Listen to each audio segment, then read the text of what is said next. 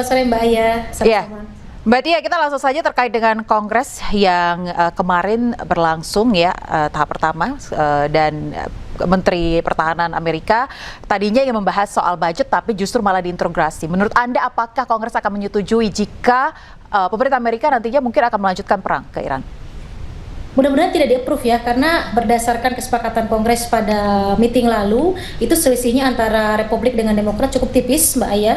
Jadi hanya selisih kalau tidak salah 4-3 suara. Mudah-mudahan kali ini betul-betul Demokrat dan Republik itu kompak, karena memang bukan berdasarkan persoalan Amerika takut Iran atau Amerika kalah dan menang, tapi memang posisinya betul-betul Amerika sudah tidak ada pilihan saat ini. Dan kalaupun perang dilanjutkan, tidak ada sama sekali kontribusinya terhadap nasional interest Amerika Serikat sendiri begitu. Dan saya pikir Kongres sudah pada tahap memahami ini, bahwa perang antara Amerika Serikat dan Iran itu tidak ada kontribusi untuk kepentingan nasionalnya Amerika Serikat. Nah, dengan demikian maka diharapkan justru extend atau perpanjangan permintaan Trump ini tidak di-approve oleh pihak Kongres. Jadi mau tidak mau dalam beberapa hari ke depan Trump harus menyudahi konflik ini, kemudian menarik pasukan mundur Amerika Serikat, dan bagaimana Amerika memframing ini semua bukan berarti mundur itu kalah. Justru saya berpikir bahwa kalau Amerika cukup berani mengambil keputusan ini untuk menarik mundur pasukan Amerika di Timur Tengah, terutama di area Hormuz dan di perairan Iran, justru saya pikir publik akan respect dengan keputusan ini. Justru kalau memperpanjang, bahkan melanjutkan perang ini dengan tujuan yang tidak jelas, maka penghormatan atau respect publik internasional makin buruk terhadap Amerika Serikat begitu. Nah, ini yang harus dipahami. Jadi kita berharap saja tidak di-approve ya, extend daripada serangan Amerika Serikat terhadap Iran ini, karena efeknya bukan terhadap Iran sebetulnya, tapi justru terhadap perekonomian global dan dunia internasional itu akan semakin membenci pihak Amerika Serikat. Belum lagi persoalan-persoalan yang di dalam negeri yang lebih complicated lagi, persoalan-persoalan di Amerika Serikat itu sendiri, Mbak Aya. Baik, Mbak Tia, terkait dengan proposal terakhir di Islamabad, ini kan belum ada final approach terkait dengan khususnya isu program nuklir Iran. Apakah nantinya tidak akan ada tekanan-tekanan dari negara-negara di kawasan Timur Tengah terhadap Amerika jika keputusan isu program nuklir Iran ini mengambang begitu ya? Ya, saya pikir kalau sudah bisa membuktikan bahwa Iran tidak membuat senjata nuklir, Gulf countries terutama yang banyak khawatir ya bahwa Iran membuat senjata nuklir ini, dengan sendirinya mereka akan memahami. Dengan catatan, pertama, Amerika Serikat harus menunjukkan evidence bahwa Iran tidak membuat senjata nuklir.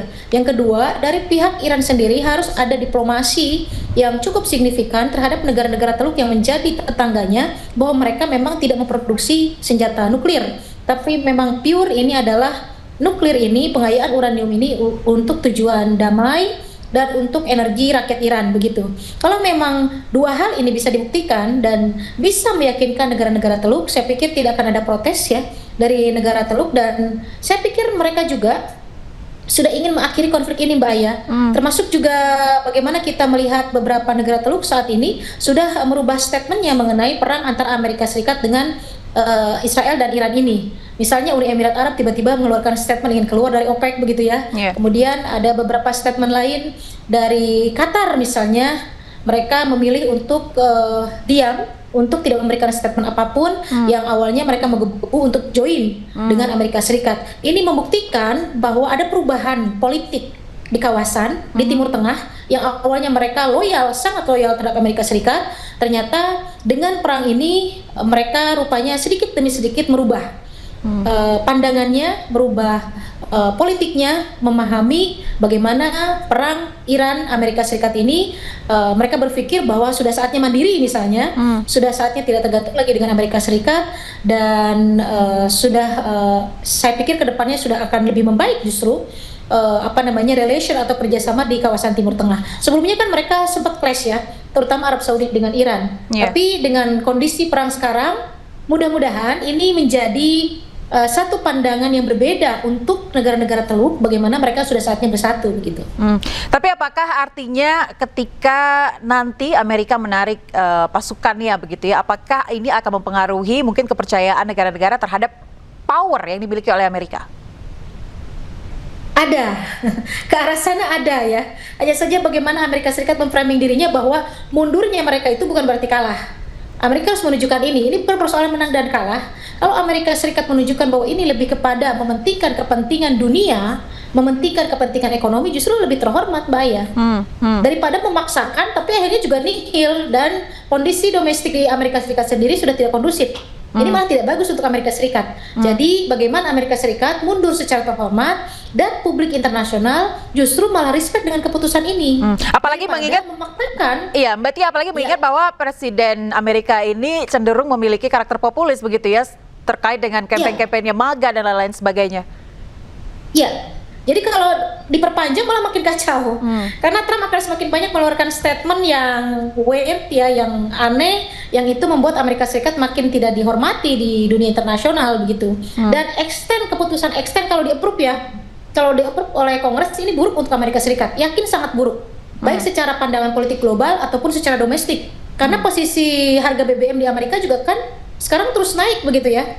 Publik Amerika Serikat sekarang sudah pandai, sudah cerdas Mbak Aya, bahwa perang ini bukan untuk Amerika. Mereka sudah paham itu. Perang ini untuk Israel. Maka tidak aneh saat ini banyak demonstrasi di beberapa negara bagian di Amerika Serikat yang melakukan protes terhadap tindakan Trump ini. Bahkan persnya sendiri ya, dari pertanyaan-pertanyaan yang ditujukan kepada Trump ini, itu bukan pertanyaan, saya pikir itu adalah kritik dari media Amerika Serikat sendiri terhadap pemerintahnya.